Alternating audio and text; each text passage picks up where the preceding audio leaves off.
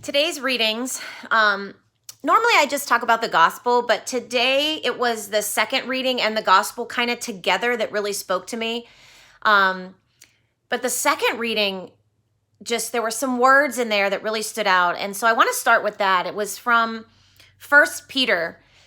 And there was a section of it that said that through the life, death, and resurrection of Jesus, we were given an inheritance.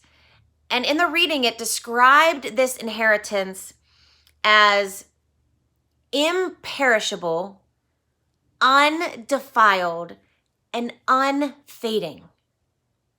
And those three words, just hearing those and connecting them to the mercy of Christ, the gift of his life, death, and resurrection that he gave us. And knowing that because of that, we have this imperishable, undefiled, and unfaded hope of heaven. And then a little bit later in the reading, it goes on to say, but that doesn't mean that there won't be trials. We're in one of those trials right now. The hope of the resurrection doesn't mean that there won't be some hurt and hardship and pain along the way. And then the sentence that stood out to me the most out of all of that, as my mind's thinking of all of that, and my heart's kind of like, yes, he did this for us. He gave up his life. He has given us his mercy, and we are able to fall in love so much with him that then we can give that mercy to others. But then when it started talking about the trials and tribulations, of course, I couldn't help but think about what's going on right now in our world. And then it said, but those trials, when you understand the undefiled, imperishable, and unfading inheritance of heaven that you get when you fully believe in the life, death, and resurrection of God, then that leads to a genuine faith. And I just started to realize there is so much truth in that. It's so easy to say that you have faith when everything's going okay. It's so easy to want to be a part of a faith or of a God or to believe in a Jesus when everything goes your way.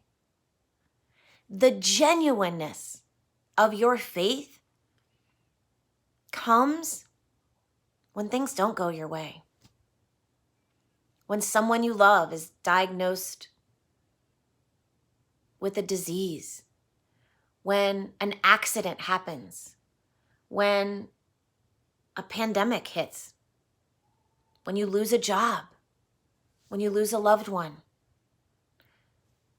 The trials and the tribulations, oftentimes, when, even through those, you keep your eye on the inheritance and the hope that you have in Jesus Christ, that's when genuine faith